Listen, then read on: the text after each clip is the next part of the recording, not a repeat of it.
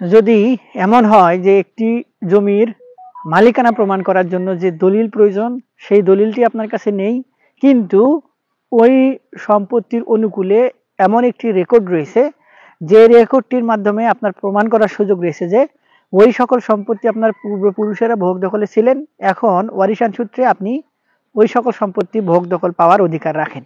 এক্ষেত্রে ওই সকল সম্পত্তির মালিকানা কিংবা ভোগ দখল শুধুমাত্র এই রেকর্ড দিয়ে কিভাবে অর্জন করবেন, আজকে আমি এই ভিডিওটিতে এই বিষয় নিয়ে আলোচনা করব। তো ভিডিওর বিষয়বস্তু বুঝতে গেলে সম্পূর্ণ ভিডিও না টেনে দেখতে হবে। আর যদি আপনি আমার ভিডিওটিতে আজকে প্রথম হন এবং আমার এই ভিডিওটি দেখে আপনার কোনো কাজে লাগে কিংবা উপকারে আসে এবং পরবর্তী ভিডিও দেখার আগ্রহ জন্মায়, তাহলে আমাদের চ্যানেলটি সাবস্ক্রাইব করে রাখতে পারেন। আর যদি আপনি নিয়মিত আমাদের ভিডিওগুলো দেখে থাকেন, তাহলে বরাবরের মতো লাইক, কমেন্ট এবং শেয়ার করে আমাদেরকে অনুপ্রেরণা দিবেন। অনেক ক্ষেত্রেই এমন হয়, অনেক ব্যক্তির কাছে সম্পত্তির দলিল থাকে না, কিন্তু হুট করে তাদের কাছে রেকর্ড কিংবা খতিয়ানের কাগজ চলে আসে। যেই রেকর্ড কিংবা খতিয়ানটি 60 সালের কিংবা 40 সালের, অর্থাৎ ব্রিটিশ আমলে তৈরিকৃত সিএস রেকর্ডীয় খতিয়ানের কিংবা পরবর্তীতে পাকিস্তান আমলে এসে যে রেকর্ডীয় খতিয়ান হয়েছে এস এ রেকর্ডীয় খতিয়ান, সেই এস এ রেকর্ডীয় খতিয়ানের এক্ষেত্রে ওই রেকর্ডীয় খতিয়ান হতে পারে যৌথ রেকর্ডীয় খতিয়ান এবং সম্পত্তিটি হতে পারে আজমালি সম্পত্তি কিংবা তার পূর্বপুরুষের নামে রয়েছে। অনেক ক্ষেত্রে হয় দাদার নামে কিংবা নানার নামে। এখন ওই দাদার কিংবা নানার সম্পত্তি কিন্তু কোনো না ওয়ে থেকে আপনাদের মালিকানায় আসার সুযোগ থাকে এবং রেকর্ডীয় খতিয়ানে আপনাদের নাম রয়েছে, কিন্তু পরবর্তীতে দেখা যায় যে অনেক ব্যক্তি সেই সকল সম্পত্তি এখন ভোগ দখল করছেন।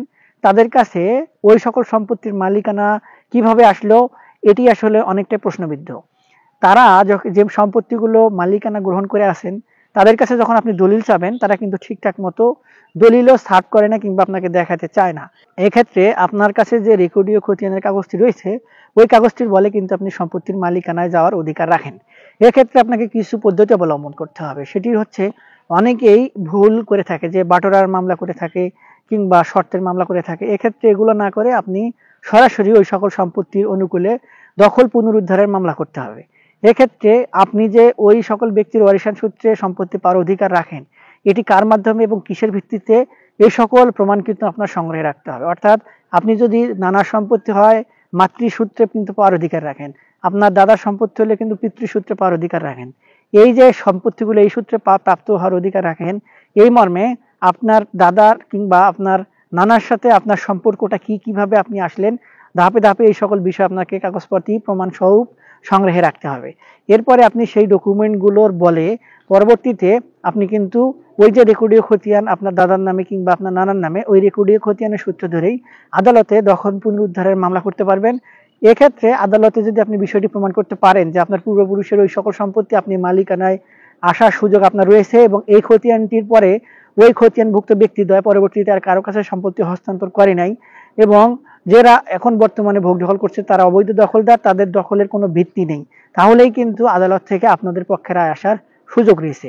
এটি হচ্ছে আইনি প্রক্রিয়া। আরেকটি হচ্ছে, এলাকায় যে সকল ব্যক্তি সম্পত্তি ভোগ দখলে রয়েছে তাদেরকে যদি কোনোভাবে কনভিন্স করে তারা যদি সম্পত্তি আপনাকে ভোগ দখল ছেড়ে দিতে রাজি হয়, তাহলে তো সেই বিষয়টি হয়ে গেল। তো এই যে ব্যাপার, এই ব্যাপারের মাধ্যমে কিন্তু এই যে এই সকল সম্পত্তি কিন্তু আপনারা এই মালিকানা এই শুধুমাত্র খতিয়ান কিংবা আপনাদের কাছে যে রেকর্ডগুলো থাকে এই রেকর্ডগুলোর মাধ্যমেই অর্জন করতে পারবেন। এই ক্ষেত্রে আপনার দলিলের কিন্তু কোনো প্রয়োজনীয়তা নেই, শুধুমাত্র আপনার ওয়ারিশান সনদটি অত্যন্ত গুরুত্বপূর্ণ। আশা করি আপনারা এই ভিডিওটির মাধ্যমে যে বিষয়টি সম্পর্কে আপনাদেরকে মেসেজ দেওয়ার চেষ্টা করেছিলাম একটু হলেও পেয়েছেন কিংবা বুঝতে পেরেছেন। তারপরে যদি এই সংক্রান্ত সমস্যা নিয়ে আরো কোনো ধরনের সমস্যা হয় কিংবা কোনো কিছু জানার থাকে কিংবা বোঝার থাকে, আগ্রহ থাকে, তাহলে একজন ভালো আইনজীবীর পরামর্শ গ্রহণ করতে পারেন। এই ক্ষেত্রে আমাদের সহযোগিতাও নিতে পারেন। সেক্ষেত্রে আমাদের ভিডিও নিচে কমেন্ট বক্স রয়েছে, সেখানে কমেন্টস করবেন, আমরা আপনাদের প্রশ্নের উত্তর দেওয়ার চেষ্টা করব। আজকে পর্যন্তই, দেখা হবে সামনে নতুন কোনো ভিডিওতে। ততদিন পর্যন্ত ভালো থাকবেন, ধন্যবাদ।